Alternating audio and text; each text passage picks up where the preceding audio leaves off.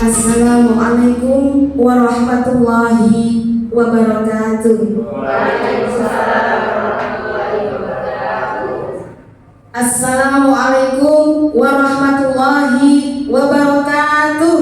Waalaikumsalam warahmatullahi wabarakatuh.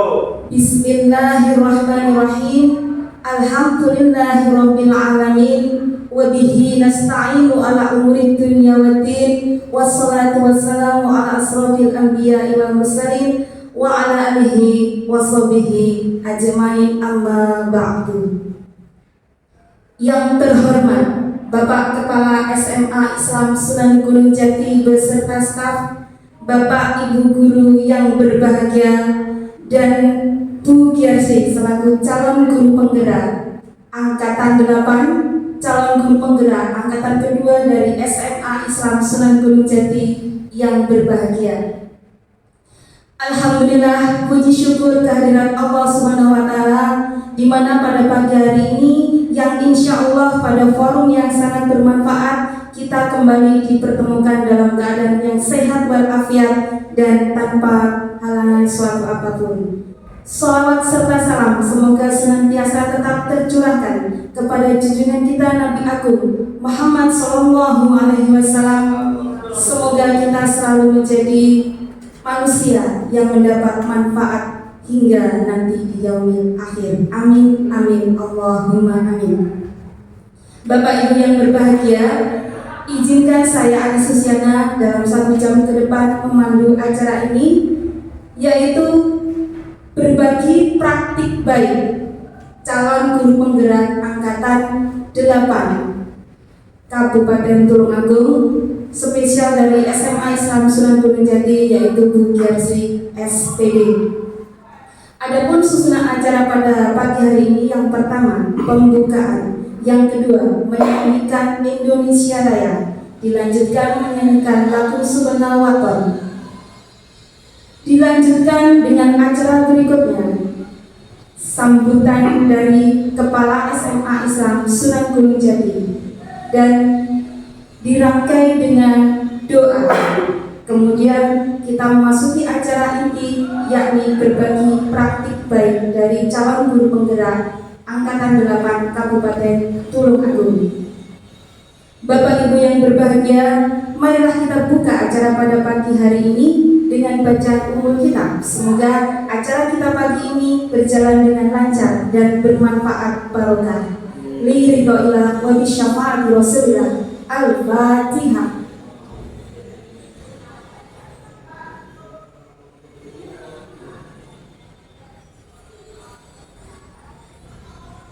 Amin amin ya robbal alamin. Bapak Ibu, memasuki acara yang kedua, Bapak Ibu dimohon berdiri untuk bersama-sama dengan hikmat menyanyikan lagu kebangsaan Indonesia Raya. Kepada yang bertugas, Ibu Nilam, disilakan.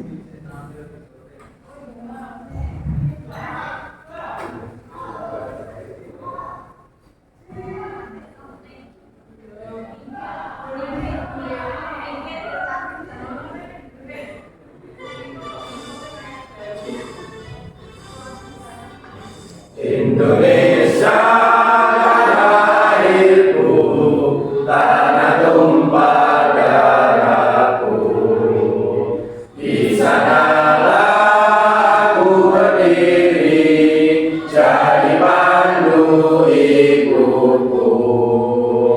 Indonesia kebangsaanku, bangsa dan tanah airku. Marilah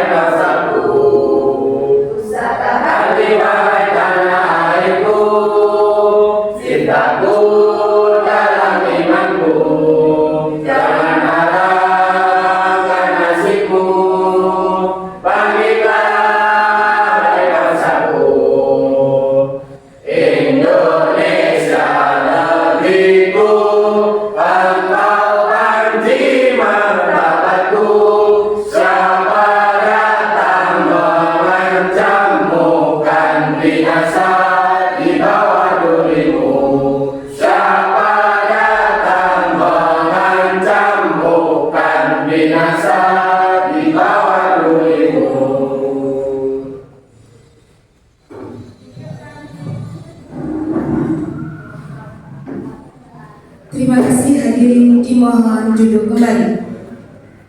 Memasuki acara yang ketiga, yakni sambutan. Sambutan akan disampaikan oleh Kepala SMA Islam Sunan Gunung Jati yang akan disampaikan oleh Bapak Johan Murdiatmoko MPD. Kepada Pak Johan, disilakan.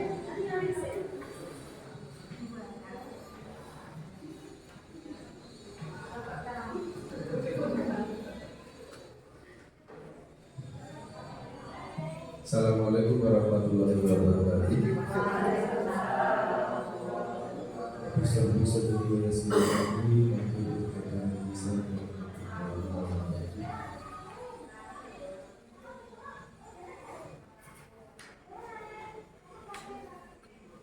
Pembukaan mukadimah kula dari pembawa acara kita. Bapak Ibu yang kami hormati, segenap tamu undangan yang saya hormati, khususnya kepada Ibu Komandan kita pada pagi hari ini, Ibu Yasri. Pertama-tama marilah kita panjatkan puji syukur kehadiran Allah Subhanahu wa taala. Alhamdulillahirabbil alamin. Karena atas limpahan rahmat dan hidayahnya pada pagi hari ini kita dapat berjumpa bersilaturahmi dalam keadaan sehat walafiat. Kedua kalinya salawat serta salam senantiasa kita haturkan kepada junjungan kita Nabi Muhammad SAW. Mudah-mudahan antara salawat dan salam yang kita haturkan, kita nanti akan dikenal oleh beliau menjadi umatnya dan beruntung memperoleh syafaat nanti di yaumul qiyamah.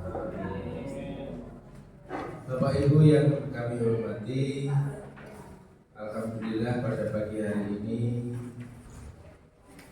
kita semua dapat berkumpul dengan keadaan sehat walafiat.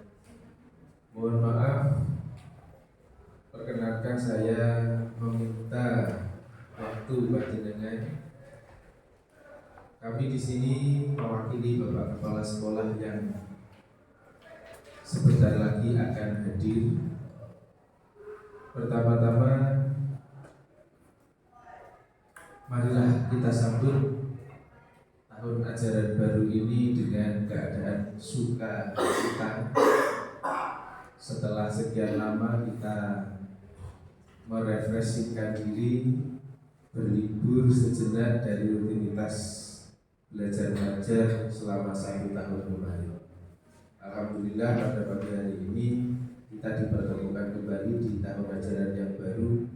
Mudah-mudahan juga disertai dengan semangat kerja yang baru, semangat mendidik yang baru, dan keceriaan yang baru ketika nanti kita bertatap muka dengan siswa dan siswi. Bapak Ibu, pada pagi hari ini kita ada beberapa agenda. Salah satunya adalah diseminasi berbagi pemahaman dan penerapan budaya positif dari Ibu Sri CGP Angkatan ke-8. Selanjutnya nanti akan disambung dengan agenda sekolah yang lain. Mudah-mudahan awal yang baru ini dan penyampaian budaya positif yang nanti akan disampaikan oleh Bu Sri bisa memberikan kita semangat untuk memulai kegiatan belajar mengajar di tahun ajaran 2023-2020. Mungkin itu yang dapat kami sampaikan. Semoga kegiatan ini nanti bisa berjalan dengan lancar, bisa memberikan manfaat dan barokah untuk kita sekalian. Terima kasih. Assalamualaikum warahmatullahi wabarakatuh.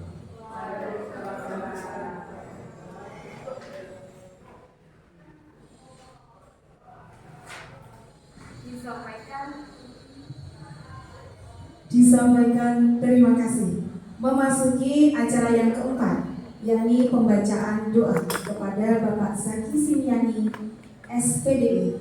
Silakan.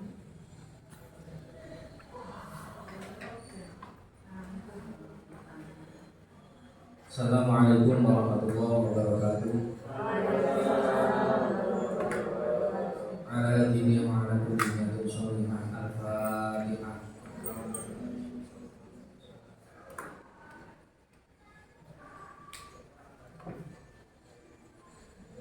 Allahumma shalli wa sallim wa barik ala sayyidina Muhammad wa ala ali sayyidina Muhammad walhamdulillahi rabbil alamin. Hamdan syakirin, hamdan na'imin, hamdan yuwafi ni'amahu wa yukafi mazidah. Ya Rabbana lakal hamdu kama yanbaghi li jalali wajhikal karim wa 'azimi sultanik. Allahumma shalli wa barik ala sayyidina Muhammadin sallallahu alaihi wa sallam bi jami'il ahwali wal afat wa taqdina bi jami'il hajat wa tudhhiruna bi jami'is sayyi'at wa tarfa'una bi indaka a'la darajat wa tuballighuna bi aqsal ghayat bi jami'il khairati fil hayati wa ba'da mamat. Rabbana hab lana min azwajina wa dhurriyyatina qurrata a'yun waj'alna lil muttaqina imama. Rabbana la tuzigh qulubana ba'da idh hadaytana wa hab lana min ladunka rahmah innaka antal wahhab.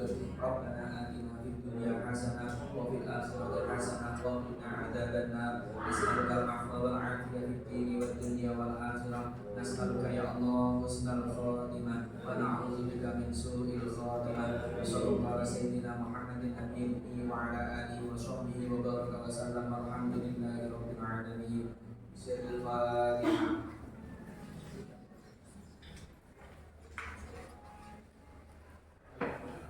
Assalamualaikum warahmatullahi wabarakatuh.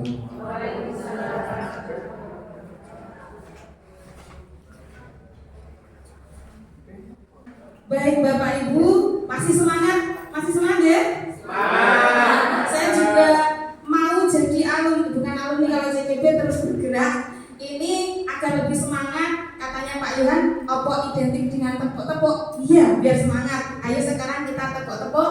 Kalau tepuk 1 berarti yes. Tepuk 2, mungkin bisa mempraktekkan. Tepuk 1, yes.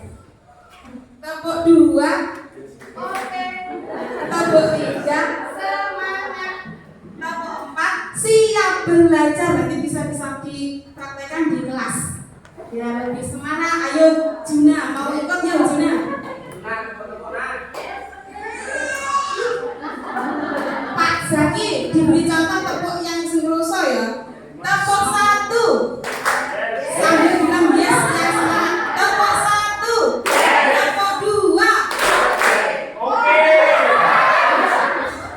Tepuk 2. Tepuk 3. Tepuk 4. Kurang semangat. Tepuk 2. Berarti belum konsentrasi. Ya dimulai. Tepuk 1. Tepuk 2. Tepuk 3. Tepuk 4. Tepuk 3. Kurang kurang konsentrasi. Sampai konsentrasi loh. Tepuk 1. Tepuk 2. Tepuk 3. Tepuk 4. Tepuk 3. Tepuk 2. Terima kasih. Kita memasuki acara kita yang kita tunggu-tunggu, yaitu berbagi praktik baik yang akan disampaikan oleh Bu Triasi. Pak Roes monggo pinaka, Pak Agus monggo pinaka.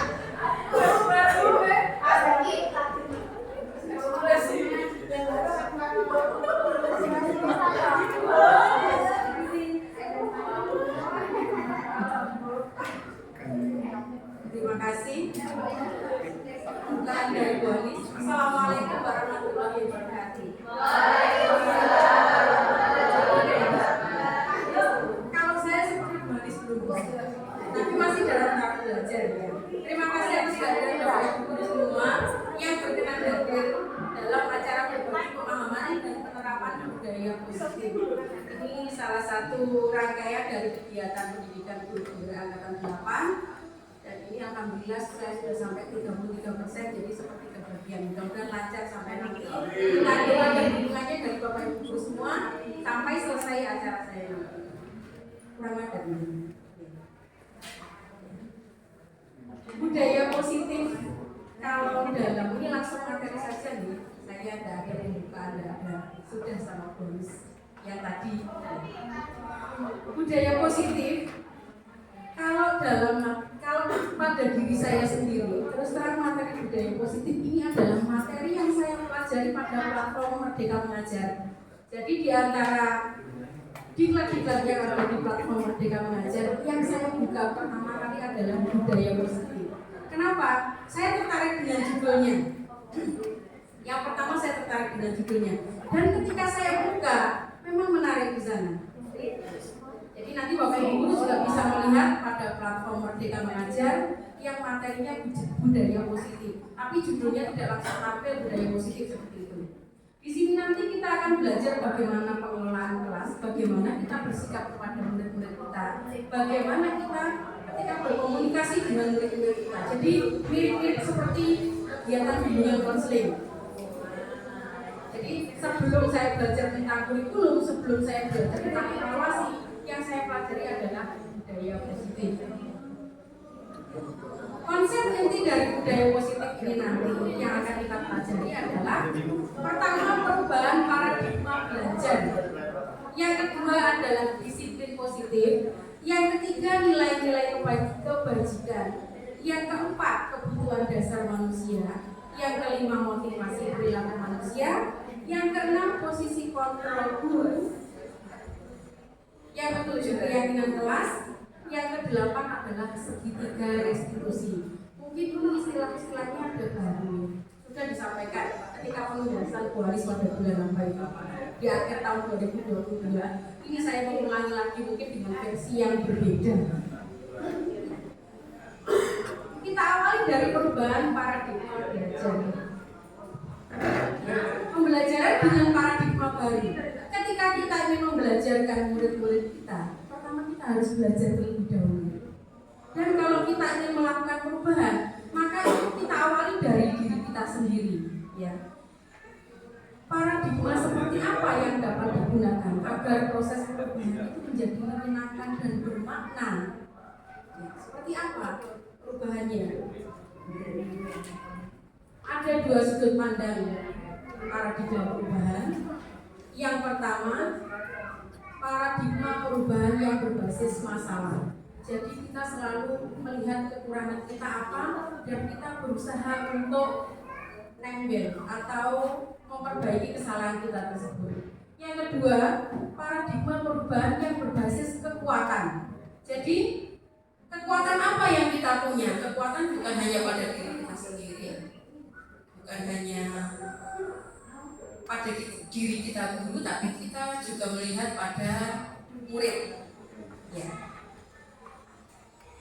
Kalau paradigma perubahan yang berbasis masalah, ini upayanya adalah mencari dan mengatasi masalah. Kemudian perspektif atau sudut pandang yang kita gunakan adalah pasti ada kesalahan atau pasti ada sesuatu yang salah atau yang kurang dalam diri kita atau pada pembelajaran yang kita lakukan. Kemudian fokusnya adalah mencari kelemahan dalam sistem tersebut. Masalah ini kita pandang sebagai kesulitan atau batu sandungan. Kemudian pengalaman emosinya tentu tidak menyenangkan karena yang kita lihat adalah kekurangan kita. Jadi kita selalu melihat, oh ini kurang.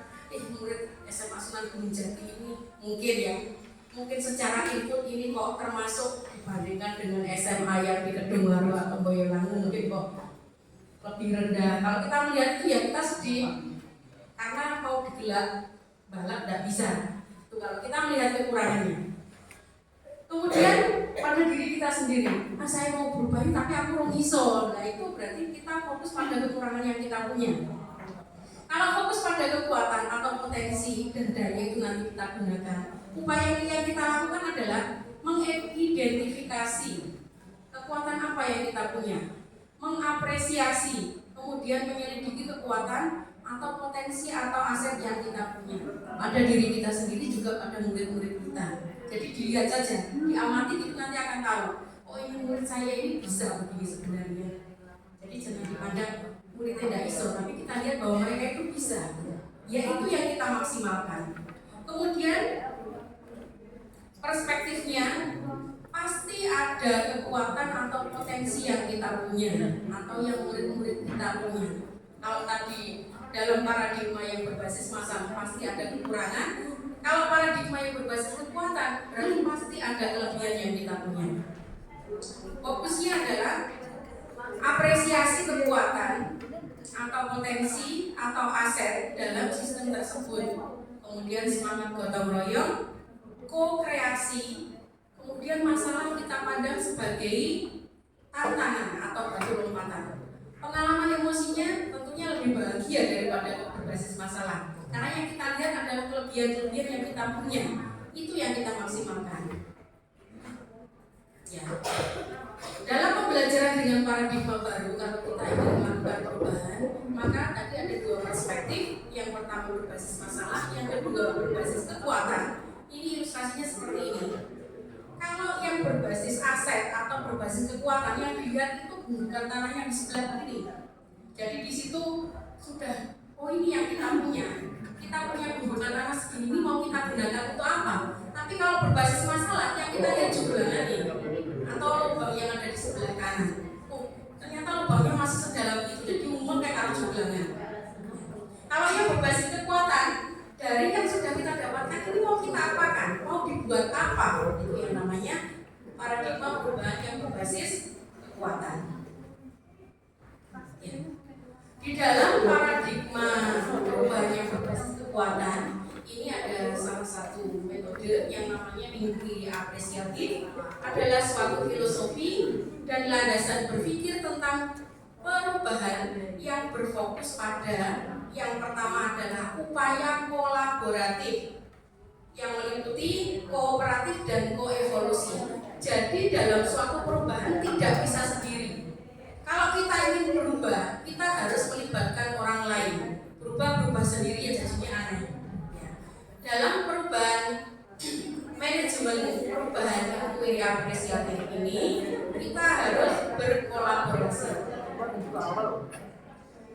Kemudian untuk menemukan hal terbaik atau positif, jadi selain berkolaborasi, adalah hal positif yang terbaik. Dari mana atau di mana kita melakukan itu? Yang pertama dalam diri orang-orang, dimulai dari diri kita sendiri.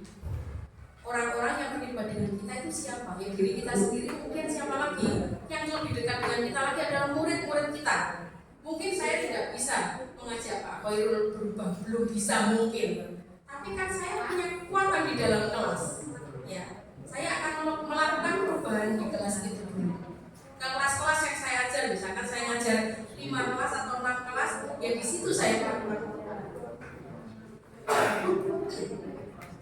Berikutnya setelah dalam diri orang-orang dalam organisasi, ini lingkupnya lebih luas dan ini sebagai tujuan jangka panjang, yaitu pada sekolah kita, kemudian pada dunia di sekitar kita, ini lingkungan kita yang lebih luas lagi. Jadi kita mulai dari diri kita sendiri dulu. Ya, ini lingkup pengaruh kita, dan di situ yang bisa kita mulai perubahannya. Dari yang paling kecil, diri kita. Kita punya kekuatan untuk merubah diri kita sendiri. Jadi itu yang kita lakukan. Kita berubah dulu kalau ingin melakukan suatu perubahan besar.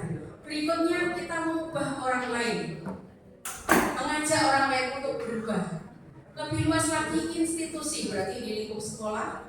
Lingkup yang lebih luas lagi adalah lingkup lingkungan atau masyarakat.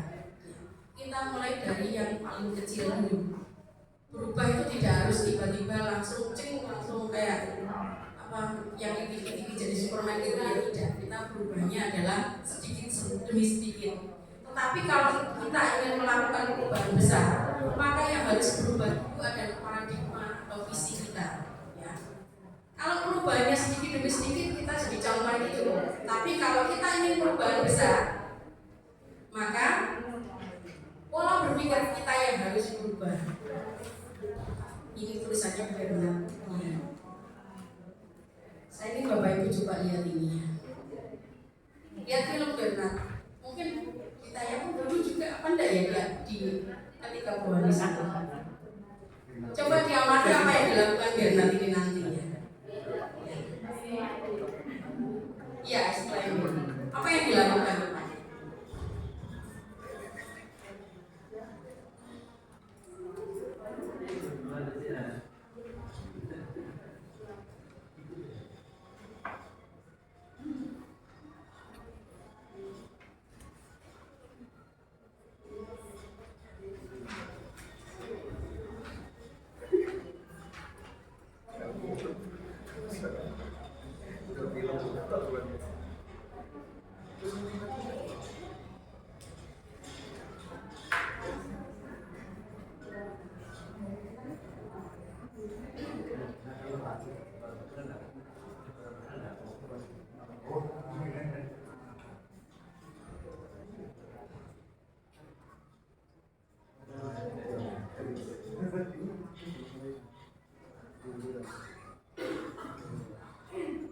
Kalau suaranya kurang jelas diamati saja gambarnya, memang tidak bersuara juga, itu cuma musik saja.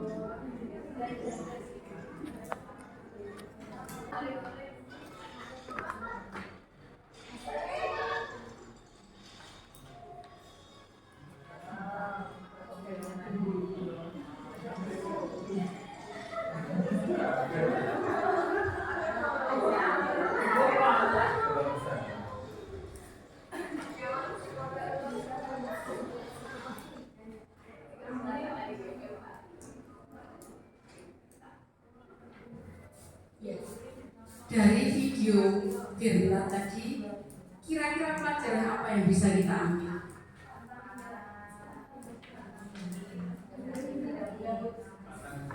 Tantangan yang bisa kita ambil dari yang pertama, jadi sepanjang video Bernard ini tadi kita bisa melihat dia. Coba.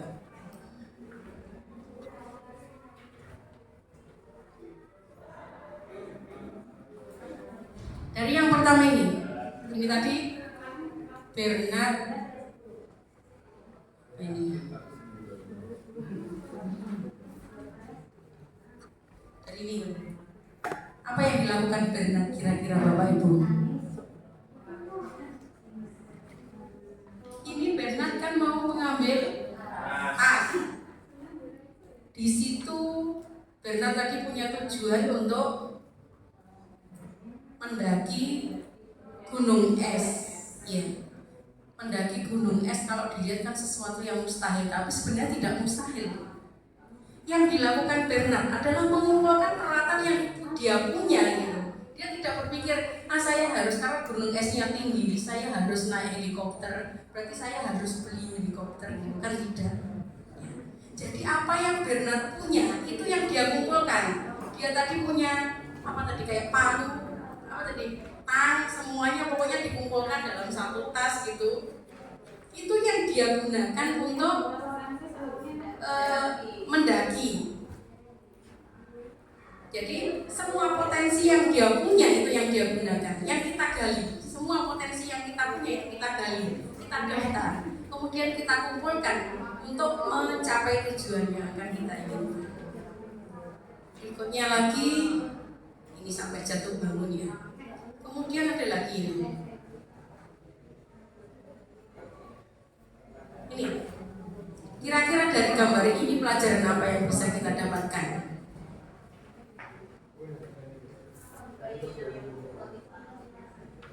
Motivasi.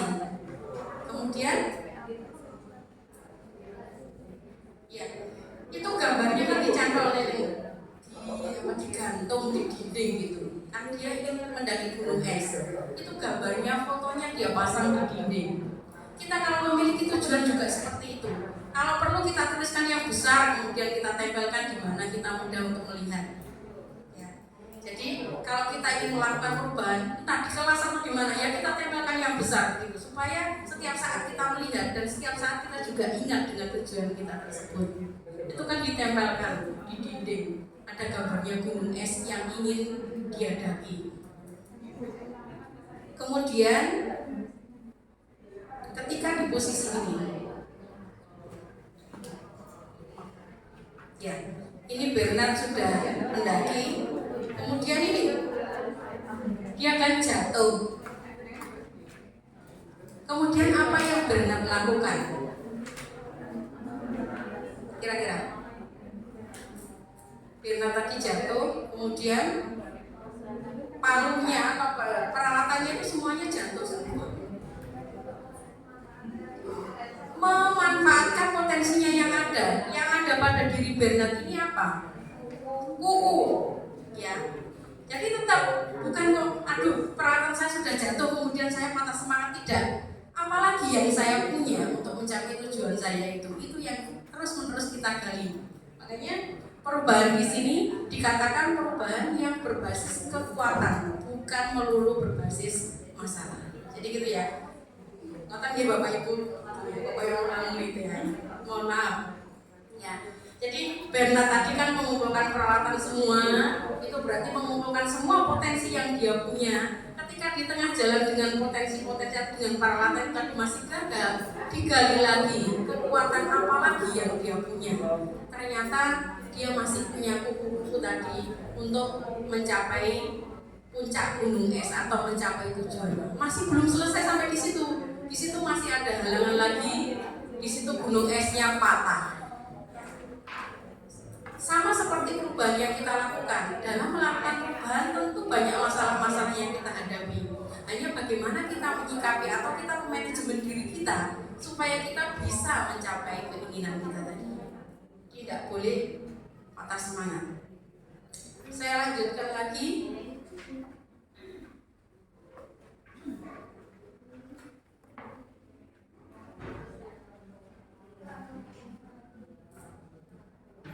Sekarang masuk ke pembelajaran dengan paradigma baru. Pembelajaran dengan paradigma baru merupakan pembelajaran yang dirancang berdasarkan prinsip belajar berdiferensiasi. Bapak Ibu guru sudah melaksanakan semua dengan segala macam ragam variasi murid-murid kita yang ada di Sunan Gunung Jati ini. Murid kita berasal dari seluruh Indonesia dengan berbagai latar belakang. Tentunya sengaja ataupun tidak sengaja, langsung ataupun tidak, kita akan melaksanakan pembelajaran berdiferensiasi. Tidak mungkin disamakan semua gitu, tidak mungkin. Meskipun itu secara tidak langsung dan belum terkonsep. Kemudian yang kita harapkan adalah peserta didik belajar sesuai kebutuhannya, berdasarkan tahap perkembangannya, sesuai teori psikologi modern untuk mewujudkan profil pelajar Pancasila. Karena tujuan kita dalam pembelajaran adalah membentuk murid yang memiliki dimensi profil pelajar Pancasila, itu yang dicanangkan dalam kurikulum Merdeka ini. Meskipun ada perubahan kurikulum, hanya berbeda istilah saja sebenarnya Bapak Ibu. Jadi tidak kok ganti menteri, ganti kurikulum itu sebenarnya tidak. Hanya beda istilah saja. Kemudian profil pelajar Pancasila ada 6 dimensi. Di situ beriman bertakwa kepada Tuhan Yang Maha Esa dan berakhlak mulia. Kalau di sini insya Allah sudah sangat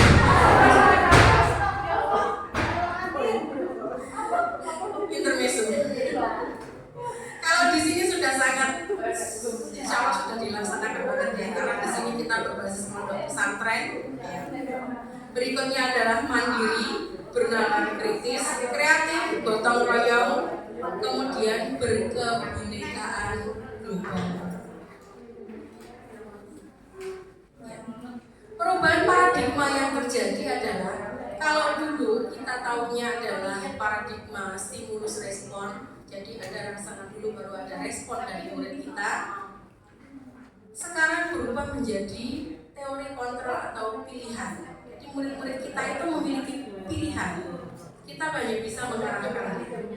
Kalau dalam teori stimulus respon, kita mencoba mengubah orang agar berpandangan sama dengan kita, dan itu tidak bisa kita lakukan. Kalau dalam teori pilihan, kita berusaha memahami pandangan orang lain tentang dunia. Ya, jadi kita yang menyesuaikan diri. Berikutnya, perilaku buruk dilihat sebagai suatu kesalahan kalau dalam stimulus respon. Kalau dalam teori pilihan, semua perilaku itu memiliki tujuan. Kita tidak bisa bilang bahwa itu baik, tapi kita lihat kenapa dia berlaku seperti itu. Kalau kita ingin melakukan perubahan terhadap orang tersebut, kita dalami dulu motivasinya dia melakukan itu apa, atau latar belakangnya. Kemudian dalam stimulus respon, orang lain itu bisa mengontrol saya. Kalau dalam teori pilihan, hanya diri kita sendiri atau hanya Anda yang bisa mengontrol diri Anda sendiri. Berikutnya lagi, saya bisa mengontrol orang lain. Kebalikannya, kalau dalam teori pilihan, Anda tidak bisa mengontrol orang lain. Kita harus ingat bahwa kita tidak bisa memaksakan kehendak kepada orang lain. Kemudian, pemaksaan ada pada saat menunjukkan gagal. Jadi kalau ada dibujuk tidak bisa, ya tidak paksa. Kalau sekarang yang harus kita pahami, kolaborasi dan konsensus menciptakan pilihan-pilihan baru. Jadi tidak zamannya lagi kita memaksakan kehendak kepada murid-murid kita. Mungkin kalau zaman dahulu kita sebagai murid, kita dipaksa oleh guru kita. Terus pokoknya kalau tidak mau dipukul atau apa gitu. Kalau sekarang, apakah bisa kira-kira kita memukul murid kita seperti itu? Tidak bisa, nanti berhadapan dengan Komnas Perlindungan Anak. Nanti. Ya. Tapi sebenarnya kita tidak bisa memaksa hal seperti itu. Kemudian pola berpikirnya kalau dulu itu menang dan kalah. Jadi gurunya harus menang, muridnya yang harus kalah. Kalau sampai gurunya yang kalah, berarti ya gurunya malah muridnya. Tapi kalau sekarang Model berpikirnya adalah menang dan menang, dua-duanya menang.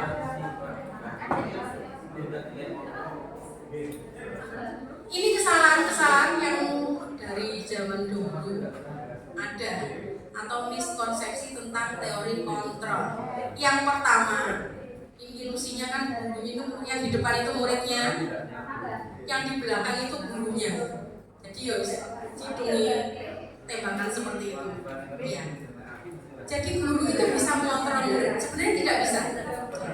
Kemudian yang menjadi ilusi lagi adalah penguatan positif itu efektif dan bermanfaat.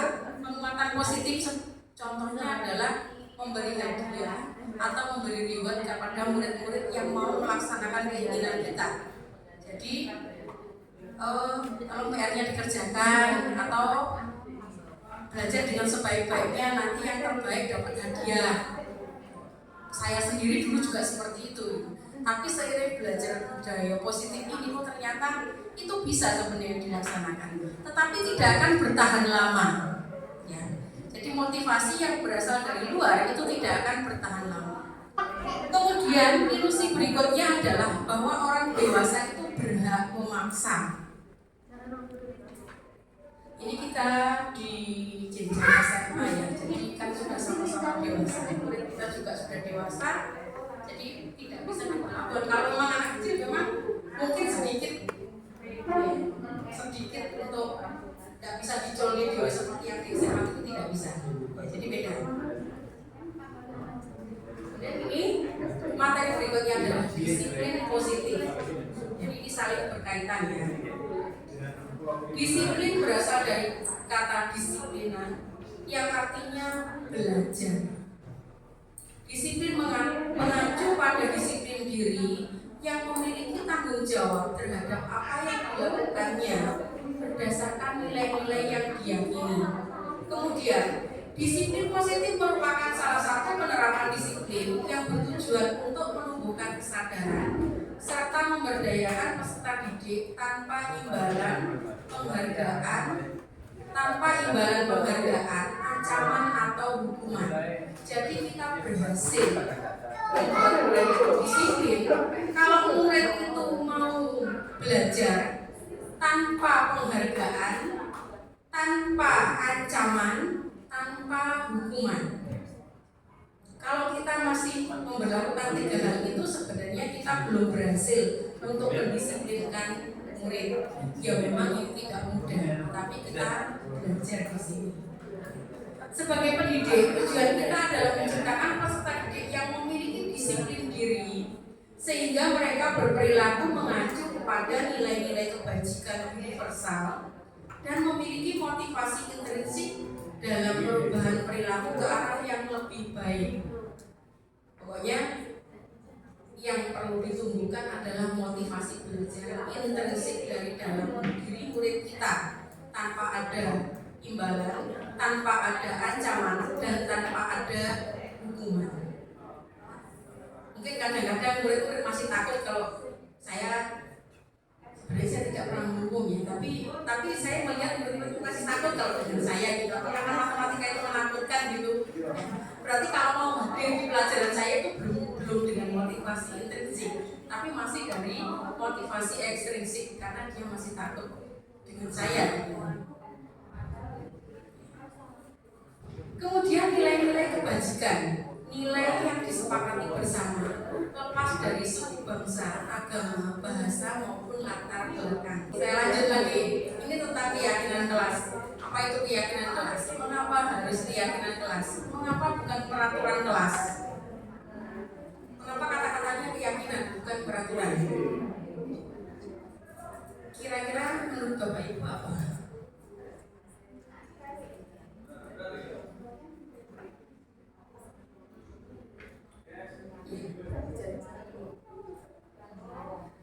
Keyakinan kelas karena itu disepakati bersama, ya. Jadi kalau peraturan itu kesannya satu arah. Saya membuat peraturan, kalian yang melaksanakan kepada murid-murid kita seperti itu. Kalau keyakinan kelas, hal itu kita sepakati bersama. Jadi diperolehnya dari murid-murid juga. Ya. Ini pembentukan keyakinan kelas. Jadi di awal, kalau kita biasanya istilahnya kesepakatan dengan murid-murid kita. Sebenarnya kita sudah sedikit melaksanakan itu, tapi perlu penyempurnaan lagi. Keyakinan kelas itu bersifat abstrak, kemudian berupa pernyataan universal, kemudian dibuat dalam pernyataan positif. Jadi contohnya begini, kalau keyakinan kelas kita adalah tidak datang terlambat seperti itu keinginannya, maka kalimatnya kita ubah menjadi hadir tepat waktu. Kemudian sedikit saja agar mudah diingat. Jadi keyakinan kelas itu tidak usah banyak-banyak sampai 20 atau 25, tidak usah. Lupa semua nanti. Kemudian disesuaikan dengan kondisi kelas dan sekolah sehingga mudah diterapkan. Kemudian semua warga sekolah atau warga kelas dilibatkan saat membuat keyakinan kelas. Jadi dalam membuat keyakinan kelas semuanya dilibatkan. Dengan ketika di awal pembelajaran, dengan membuat keyakinan kelas atau kalau dulu kita istilahnya kesepakatan kelas dengan murid-murid tersebut bagaimana. Bagian terakhir dari budaya positif ini adalah segitiga restitusi. Ini tahapan-tahapan penanganan masalah. Yang pertama, segitiga restitusi adalah suatu proses dialog yang dijalankan oleh guru agar dapat menghasilkan murid yang mandiri dan bertanggung jawab. Tahap segitiga restitusi karena disebut di situ segitiga berarti ada 3 tahapan. Yang pertama menstabilkan identitas, yang kedua validasi tindakan yang salah, yang ketiga menanyakan keyakinan. Menstabilkan identitas berdasarkan prinsip bahwa kesalahan adalah bagian dari proses pembelajaran. Jadi ketika berbuat kesalahan tadi itu adalah suatu proses belajar. Anak tidak langsung down seperti itu, tapi juga tidak senang membuat kesalahan itu. Jadi ini tahap dari menstabilkan identitas. Tahap yang kedua adalah validasi tindakan yang salah. Berdasarkan prinsip setiap perilaku berupaya memenuhi suatu kebutuhan. Jadi alasan apa dia melakukan kesalahan tersebut, itu yang kita gali. Langkah yang ketiga adalah menanyakan keyakinan. Menanyakan keyakinan itu dengan kesalahan dia tadi, kira-kira hal apa dari keyakinan kelas yang sudah dilanggar. Kemudian langkah apa yang bisa dia lakukan untuk memperbaiki atau menyelesaikan kesalahannya tersebut supaya tidak terulang. Itu kita gali dari siswa. Jadi bukan serta-merta kita memberi hukuman itu tidak. Ini langkah-langkah dalam penyelesaian masalah. Terima kasih Bapak Ibu. Demikian tadi paparan budaya positif dari saya. Terima kasih atas perhatiannya. Kalau ingin mendalami materi budaya positif, jenengan semua dapat mempelajari di platform Merdeka Mengajar, dan itu ada videonya banyak lengkap. Terima kasih. Saya akhiri. Wassalamualaikum warahmatullahi wabarakatuh. Waalaikumsalam warahmatullahi wabarakatuh.